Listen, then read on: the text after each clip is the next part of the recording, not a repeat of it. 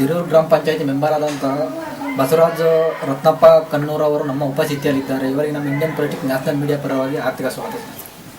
Sir, ತಾವು ರಾಜಕೀಯಕ್ಕೆ ಯಾವಾಗ ಹೇಗೆ ಪ್ರವೇಶ ಮಾಡಿದ್ದೀರಿ? ಈಗ ನಾಲ್ಕೂವರೆ ವರ್ಷ ಆಯ್ತು ಸರ್ ಪ್ರವೇಶ. ಅದಕ್ಕಿಂತ ಮುಂಚೆ ಕಾರ್ಯಕರ್ತನಾಗಿ ಕೆಲಸ ಮಾಡಿ ರಾಜಕೀಯ ಇದು ನಿಮ್ಮ ಗ್ರಾಮದಲ್ಲಿ ಏನೆಲ್ಲ ಅಭಿವೃದ್ಧಿ ಮಾಡಿದ್ದೀರಾ ಕ್ಷೇತ್ರಕ್ಕೆ ಬಂದ ಮೇಲೆ? ಸಾರ್ವಜನಿಕರಿಗೆ ಶೌಚಾಲಯಗಳನ್ನು ಮಾಡಿಕೊಟ್ಟಿದ್ದೀವಿ ಸರ್.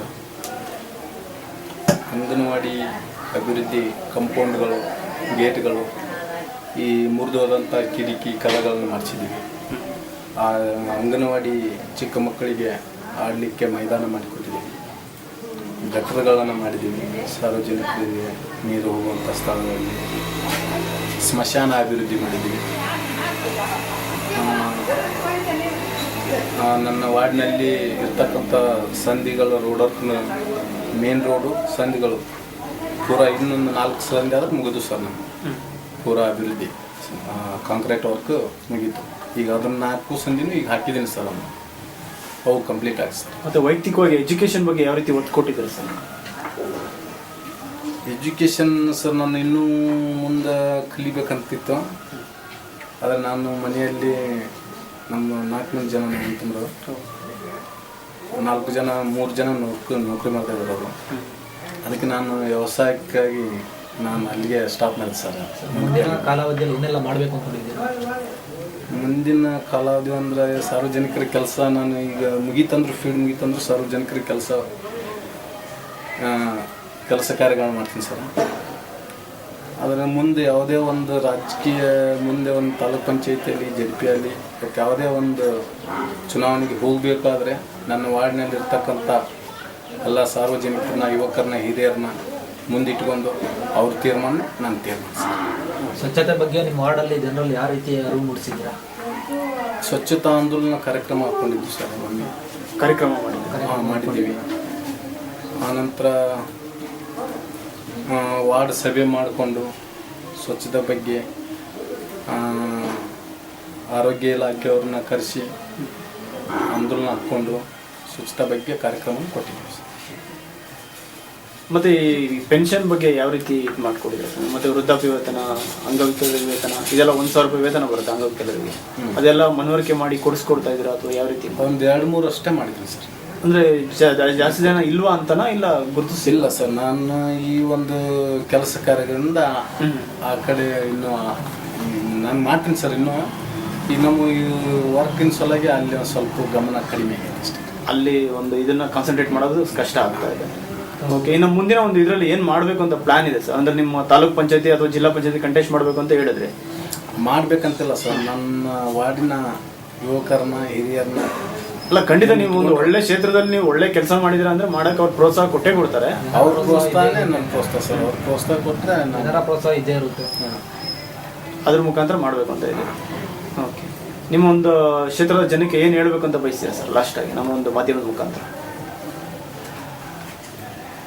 ಗ್ರಾಮದ ಜನತೆಗೆ ಸರ್, ನಮ್ಮ ಊರು ಅಭಿವೃದ್ಧಿ ಆಗಬೇಕು, ಊರಿನ ಜನರು ಹಿತ ನೋಡುವಂಥದ್ದು ಮುಖ್ಯ ಸರ್. ಕುಡಿಯುವ ನೀರು, ಶೌಚಾಲಯಗಳು, ಇವತ್ತು ಬೀದಿಗೆ ಹೋಗಿ ಕುಂದ್ರುವಂಥ ಪರಿಸ್ಥಿತಿಗಳಿವೆ. ಹೌದು, ಎಲ್ಲರಿಗೂ ಒಂದು ಶೌಚಾಲಯ ಆಗಬೇಕು. ಮನೆಗೊಂದು ಶೌಚಾಲಯ ಆಲ್ರೆಡಿ ಗೌರ್ಮೆಂಟ್ ಇದು ಮಾಡಿದೆ. ಆದರೂ ಶೌಚಾಲಯ ಇನ್ನೂ ಆ ಶೌಚಾಲಯದ ಬಗ್ಗೆ ಯಾವ ರೀತಿ ಒಂದು ಮನವರಿಕೆ ಮಾಡಿದ್ರಾ ಜನಕ್ಕೆ? ಕಡ್ಡಾಯವಾಗಿ ಮಾಡಲೇಬೇಕು ಅಂತ ಆ ಥರ ಏನಾದರೂ ಒಂದು ಮಾಡಿ ಹೇಳಿದಿರಾ? ಇಲ್ಲ ಕಾರ್ಯಕ್ರಮ ಏನಾದರೂ ಮಾಡಿದಿರಾ? ಹೇಳಿದ್ದು ಒಂದಿಷ್ಟು ಜನರಿಗೆ ಏನಾಗಿದೆ ಅನ್ಸರ, ಮನೆ ಇದೆಯಾ, ಅದಕ್ಕೆ ಶೌಚಾಲಯಕ್ಕೆ ಜಾಗ ಇಲ್ಲ. ಈಗ ಅಂಥವ್ರಿಗೆ ಸ್ವಲ್ಪ ಪ್ರಾಬ್ಲಮ್ ಆಗಿ ಅವರು ಹೋಗೋದು ಮೊಬೈಲ್ ಕಡೆ ಹೊರಗಡೆ ಮೇಯ್ನ್ ಜಾಗದ ತೊಂದರೆ ಅಂತ ಹೇಳ್ತೀರಾ? ಈಗ ಜಾಗ ಇದ್ದವ್ರು ಮಾಡ್ಕೋತಾರೆ ಸರ್. ಜಾಗ ಇರದೇ ಇರೋರು ಏನು ಮಾಡಬೇಕು? ಈಗ ಅಂಥವರು ಹೊರಗಡೆ ಹೋಗ್ತಾರೆ. ಅದಕ್ಕೆ ಒಂದು ಸಾಮೂಹಿಕ ಶೌಚಾಲಯ ಆ ಥರ ಏನಾದರೂ ಒಂದು ಮಾಡ್ತಕ್ಕಂಥ ವ್ಯವಸ್ಥೆ? ಸಾಮೂಹಿಕ ಶೌಚಾಲಯ ಈಗ ಆಲ್ರೆಡಿ ನಮ್ಮ ಊರಲ್ಲಿ ನಮ್ಮಕ್ಕಿಂತ ಹಿರಿಯರು, ಹೋದ ಪೀಳಿಗೆಯವರ ಇದ್ದಾಗ ಅಧ್ಯಕ್ಷರು ಅವರೆಲ್ಲರೂ ಕೂಡ ಒಂದು ಸಾಮೂಹಿಕ ಶೌಚಾಲಯ ಮಾಡಿದ್ದಾರೆ ಸರ್. ಸಾಮೂಹಿಕ ಶೌಚಾಲಯ ಅಂತ ಇದೆ ಅಂದರೆ ಉಪಯೋಗಿಸ್ಕೊತ ಇದ್ದಾರೆ ಜನ ಉಪಯೋಗಿಸ್ಕೊತ ಕೊನೆಯದಾಗಿ ನಿಮ್ಮ ಗ್ರಾಮದ ಮಹಿಳೆಯರಿಗೆ ಏನು ಹೇಳಲಿಕ್ಕೆ ಇಷ್ಟಪಡ್ತೀರಾ? ನಮ್ಮ ಮಹಿಳೆಯರಂತೂ ಇಲ್ಲಿ ಎಷ್ಟು ಒಂದು ಭಾಳ ಇವು ಸರ್ ಇವು ಸಂಘ ಸಂಸ್ಥೆಗಳು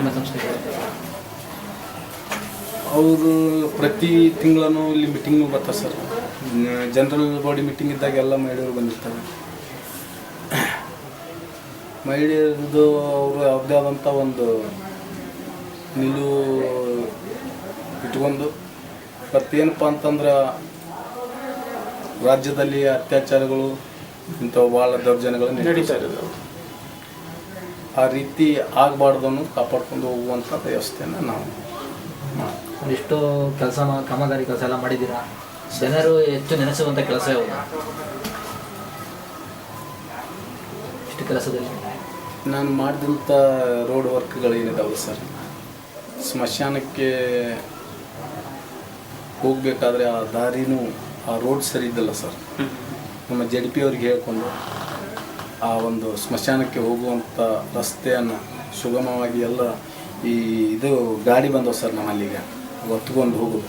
ಆ ಗಾಡಿ ಸೀದಾ ಸ್ಮಶಾನಕ್ಕೆ ಹೋಗುವಂಥ ವ್ಯವಸ್ಥೆನ ನಮ್ಮ ಜಿಲ್ಲಾ ಪಂಚಾಯತಿ ಸದಸ್ಯರು ಮಾಡಿದ್ದಾರೆ ಸರ್. ಅಲ್ಲಿ ಒಳಗಡೆ ಸ್ಮಶಾನದಲ್ಲಿರ್ತಕ್ಕಂಥ ಗಿಡ ಗಂಟೆಗಳು ಇವು ಭಾಳ ಹೋಗಿ ಅಂತ ಬಂದ್ವು ಸರ್. ಅವನಿಗೊಮ್ಮೆ ಆಲ್ರೆಡಿ ಒಮ್ಮೆ ಸ್ವಚ್ಛ ಮಾಡಿಸಿ ಇದು ಮಾಡಿದ್ದೀವಿ ರೀ. ಈಗ ಇನ್ನೂ ಸ್ವಚ್ಛ ಮಾಡಿಸ್ಬೇಕು ಸರ್. ಪ್ರತಿ ವರ್ಷವೂ ಆ ಸ್ಮಶಾನದ ಅಚ್ಚುಕಟ್ಟಾಗಿಡಬೇಕಂತ ನಮ್ಮ ಆಸೆ ಸರ್.